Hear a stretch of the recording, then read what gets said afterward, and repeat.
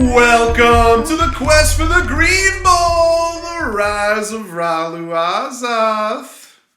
This is gonna be wild, folks. We get two matches with a pair of regular season rivals, and while no rivalry awards could be on the line in the playoffs, a trip to the Green Bowl is on the line, so a lot to play for. Things might get a little testy, we don't know. And history's going to be made one way or another. Three teams have a shot to make their first Green Bowl appearance in their career in this league, with the winner of an all-league rookie match guaranteeing at least one team making their first appearance. And there's also one team that's trying to make a second straight Green Bowl, cough, cough, my team, which would allow my team to join former league member Meow Master and 2021 champion Remember the Titans as the only teams in league history to make back-to-back championships. And of course, none of the teams left have ever won a Green Bowl, so yes, these last 2 weeks will certainly be memorable. But before we dive into these electric semifinal matchups, let's check out the destination we're all going to be striving to be at when it's all said and done: the Forbidden Palace.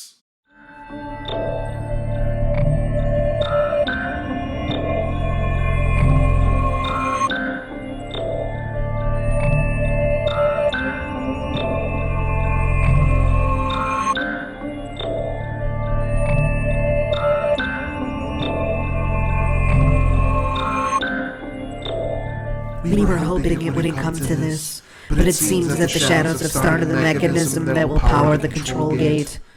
The Forbidden Palace is now accessible, and Azath is waiting, but only two will be able to enter along with Mario. The other two will be transported back to their respective places on the moons of Jupiter to remain safe as the final battle happens. For those that do make it out of our temple, you must learn about the intricacies of the Forbidden Palace, or you may lose your sanity and will surely perish. Because the palace is at the center of the control gate within Jupiter's magnetic field, the ripples in space-time can cause disorientation. Rooms can feel like they are growing and shrinking. The laws of physics might be affected, where you find yourselves walking on walls or ceilings. You may even feel like you can fly sometimes. Be wary, each room can have different effects. First, you will arrive at the entrance, and there will be electric charges around you. Once you get past there, you will make your way to the Great Hall, a place where you can get lost in the seemingly endless patterns. Stay focused, and look to defy physics to escape. Next is the Palace Fields, a dreamlike world that is created from the residual dimensional energy over the years. Survive this, and you will finally make it to the main chamber. The dream machine within our temple communicates directly to this chamber, which has a machine that can close the gate and keep it sealed with the use of a medallion. But the machine can also be reversed if the wrong being uses it.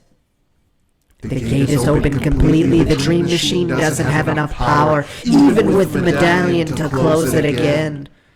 In order to stop Ralu Azath from coming into our world, we must keep this gate from opening completely. If this happens, we fear that we will be too late, and that there won't be a chance to send the abomination back into slumber between dimensions. We also know that your fantasy football relic, the Green Bowl, holds an unknown power. And in order for you and your friends to make it back to Earth alive, only the champion will be able to use it, now that it has been within the dream machine. And only the most worthy can be the champion, because Azath is holding it hostage. We do not know why. If you want to make it back home, you must also banish the shadows to the same place as Ralu Azath. The fate of humanity is in your hands, because Mario will not be able to do this alone. We can only hope that we're not too late. Good luck. Both semifinals look to be epic as we get some great storylines here. Both are rematches from earlier this season, of course, but when we get the Battle of League Rookies and the Battle of Legacy League members, those who are in their 8th season, you also have to deal with the bragging rights at stake. Only 2 teams will make it to the Green Bowl, and both of these matches are taking place at the Temple of the Dream Priests.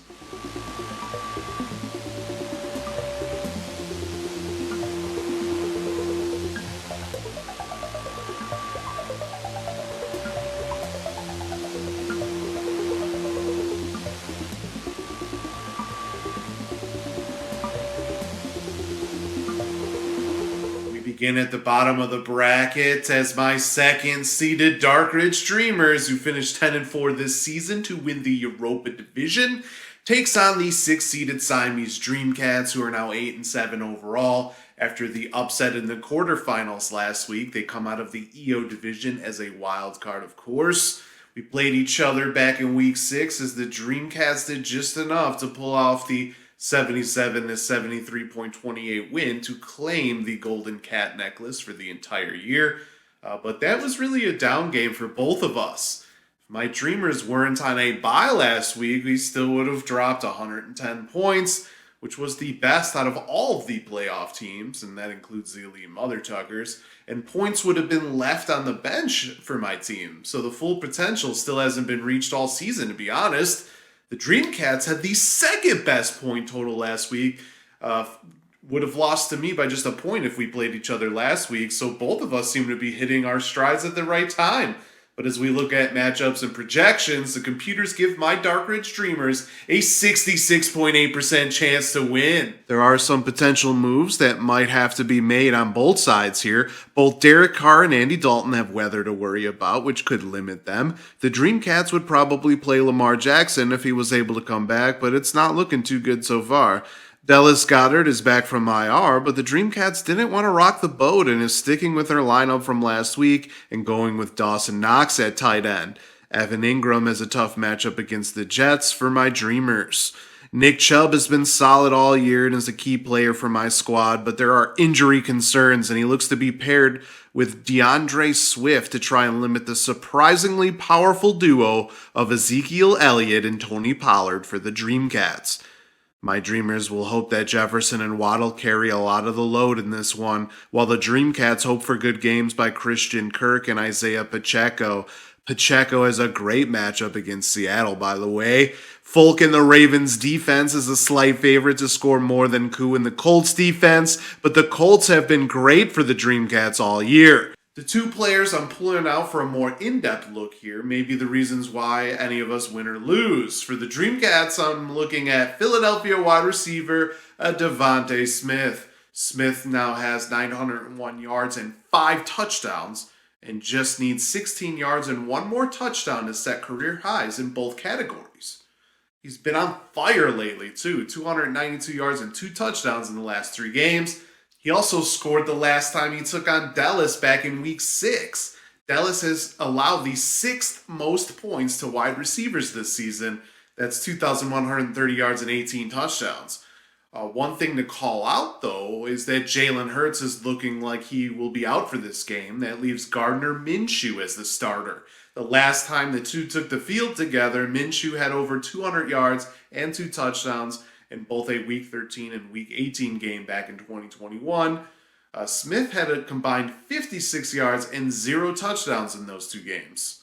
If Smith can continue his success and take advantage of his matchup, he could be a big boost for the Dreamcats to keep the dream alive. But if he once again struggles with a backup quarterback, then it could be the difference in what might be a very close battle.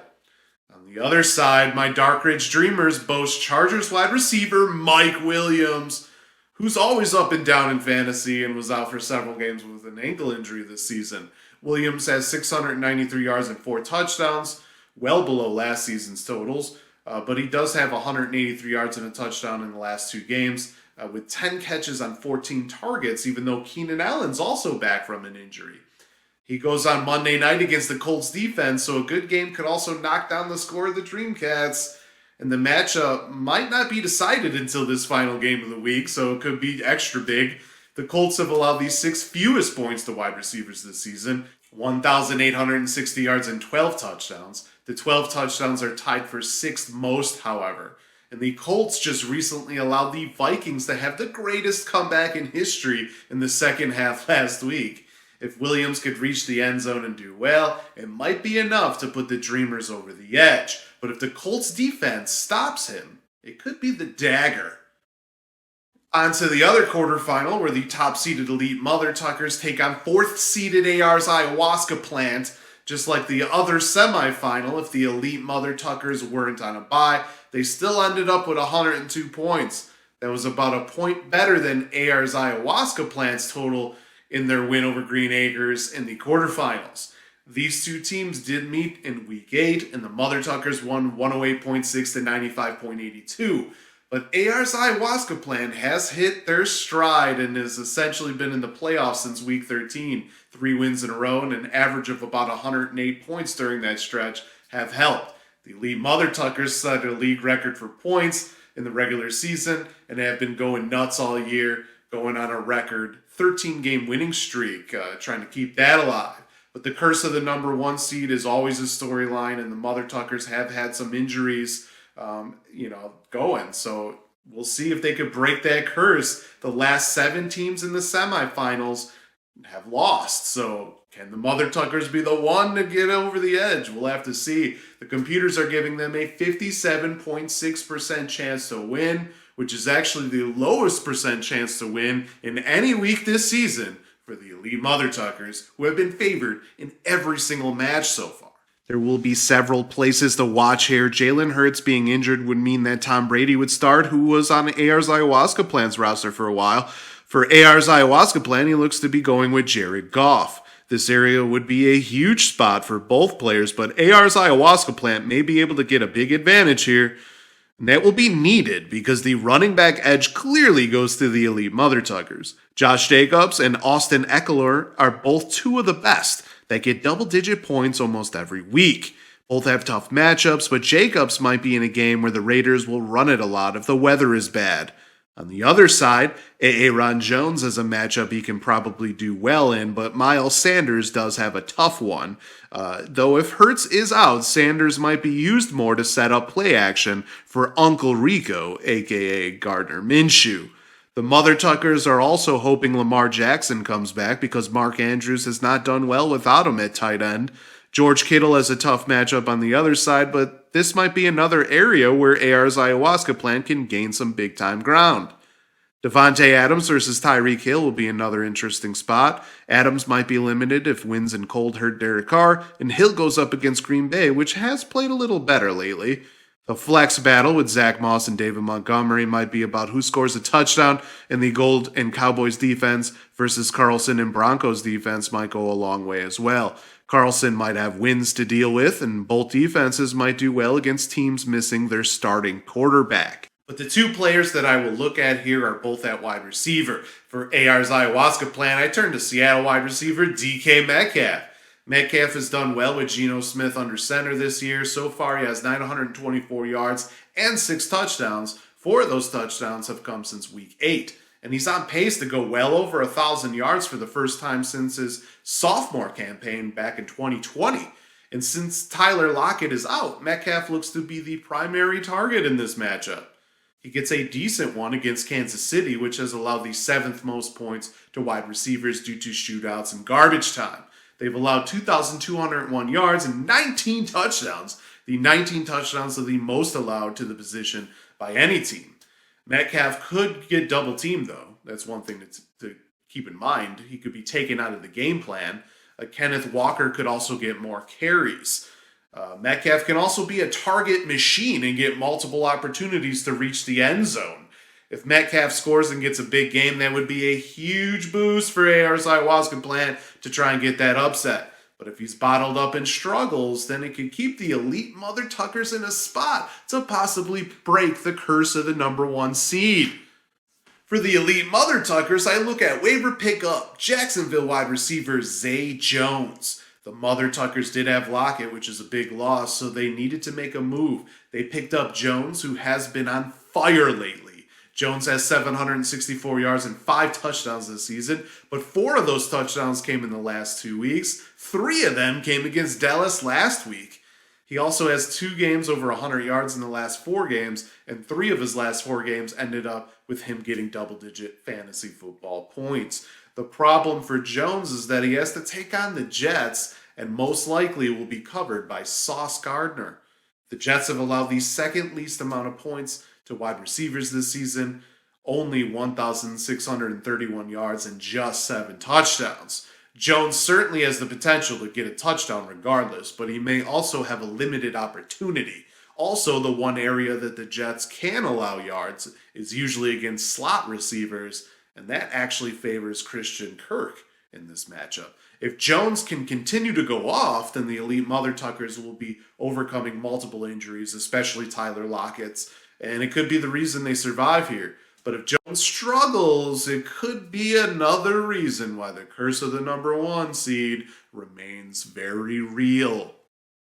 Of course, while these semifinal matchups will be the most watched in our league, all of our place matches do mean something. So it is important that we also look at the 2 consolation semifinal matches very quickly.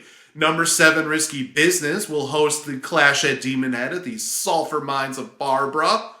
Risky Business has a 69.1% chance to win, while the Clash at Demon Head needs to pay attention to the health of her team, with multiple players marked as questionable on Wednesday.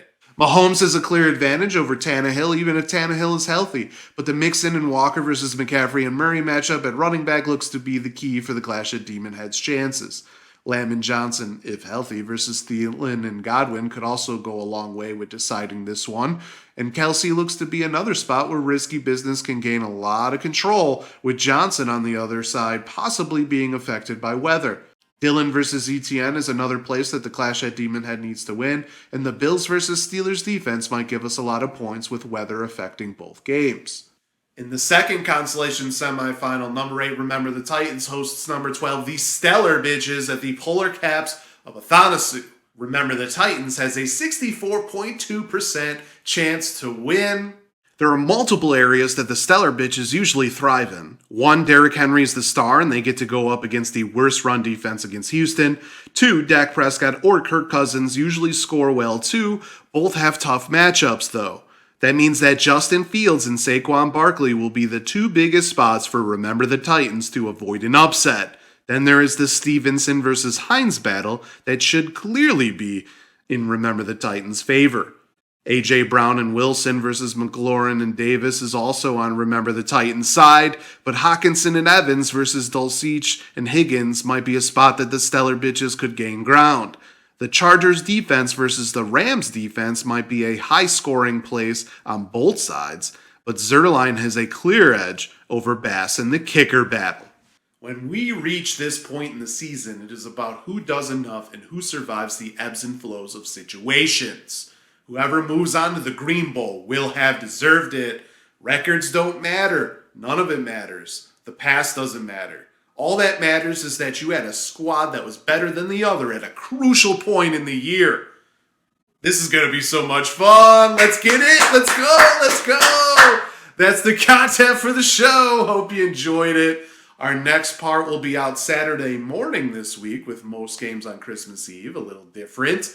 All of the other semifinalists will be joining me, so get ready for a wild one there. Until next time, salut, and in case you need a refresher, check out the updated playoff bracket before you go.